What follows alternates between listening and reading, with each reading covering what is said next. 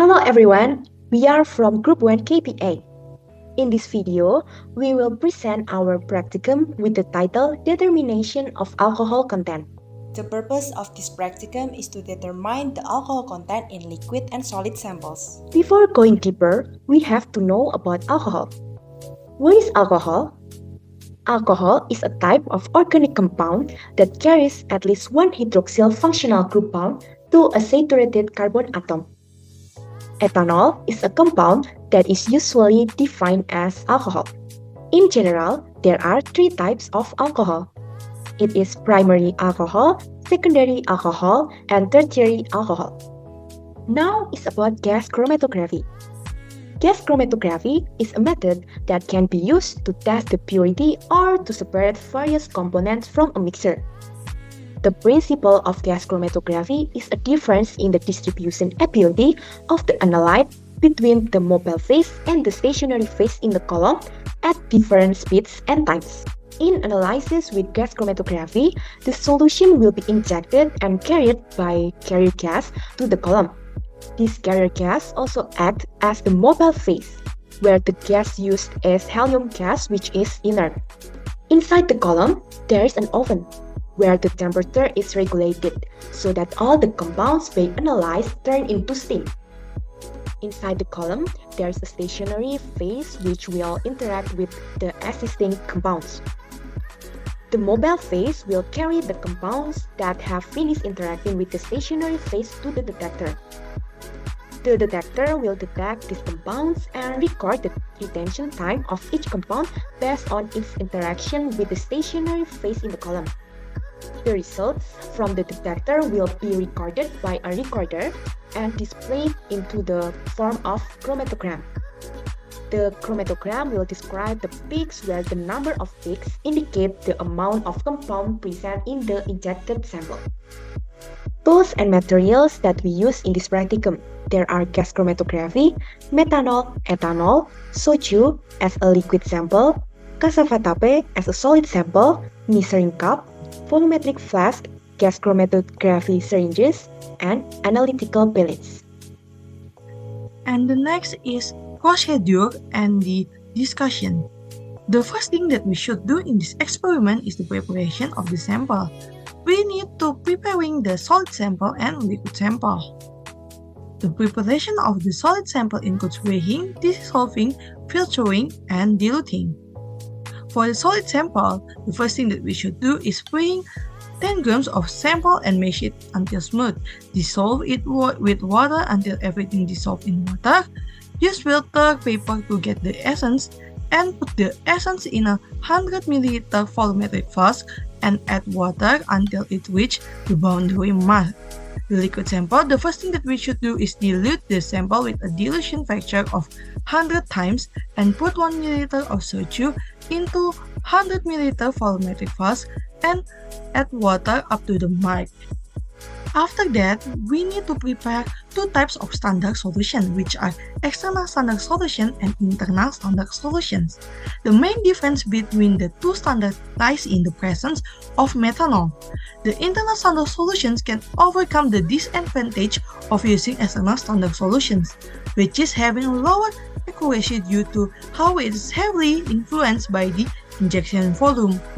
A small difference in injection volume can cause an error in the calculation.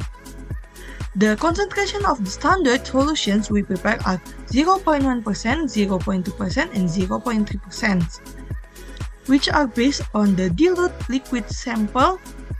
Alcohol content theoretically roughly 0.19%.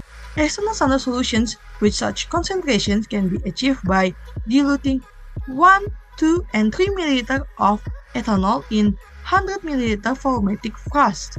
On the other side, internal standard solutions are made the same way as the external standard ones, but add 1 ml methanol before diluting the solution in 100 ml volumetric flask. After the preparation of sample and standard solutions are done, the next step is the sample analysis. Each sample and standard solutions are injected at 1 microliter one by one. Each chromatogram are then processed by the computer to show the standard curves the concentration of each sample. The GC has a stationary phase and a mobile phase, where the stationary phase is carbowax and the mobile phase is helium gas. GC works by using highly pressurized helium gas flow through the capillary column that is composed of stationary phase. The sample is then injected to the GC and undergoes a change in a phase from liquid to gas. Inside the capillary column, the compounds in the sample would separate themselves based on the interaction between the compounds and mobile phase. As explained before, compounds with a higher interaction and affinity with stationary phase would stay inside the column longer and have a longer retention time. Vice versa, the temperature inside must be kept at constant to make sure that the compounds inside GC stay in gas phase. Detectors then detect the amount of each component that leave through the column. At the end, the recorder would show the result in a chromatogram which composed of several peaks that can be analyzed. The same compound would have peaks at roughly the same retention time. This information can be used for the qualitative analysis of ethanol to figure out which peak is worse. Meanwhile, the area of each peak can be used to calculate the concentration of ethanol. In external standard method, plot a graph between the area of each peak versus concentration of each standard. Then, by the interpolation, we could calculate the concentration of the sample from the peak's area. In internal standard method, plot a graph between the area ratio of ethanol and methanol versus the concentration of ethanol. Then, by interpolation, we could calculate the concentration of the sample from the area ratio of ethanol and methanol. This is our experimental data. This is the external standard data. This is the external standard curves. And this is the external standard analysis of the alcohol content among the sample. The first is cassava tape. The alcohol content in cassava tape by using external standard analysis is 0.046269% volume per volume. Second, soju. The alcohol content in soju by using external standard analysis is 19.1114% volume per volume. The theoretical alcohol content is 19%. Next, this is the external standard chromatogram. Okay. Next is internal standard data. This is the internal standard curves.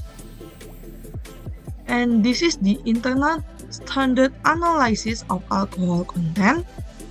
The first is the alcohol content in cassava tape by using internal standard is 0.0387301% weight per volume. And second is soju.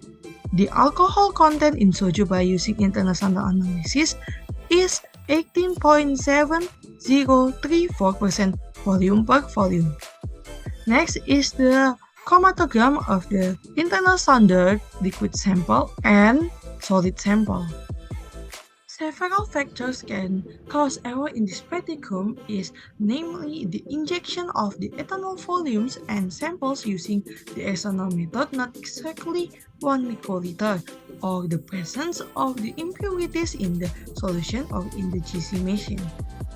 So, the conclusion, the alcohol content of solid sample with the external standard is 0.046269% weight per volume, and with the internal standard is 0.0387301% weight per volume.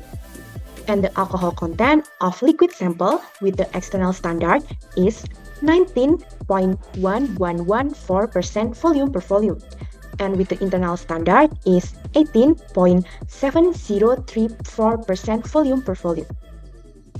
That's all from us. Thank you.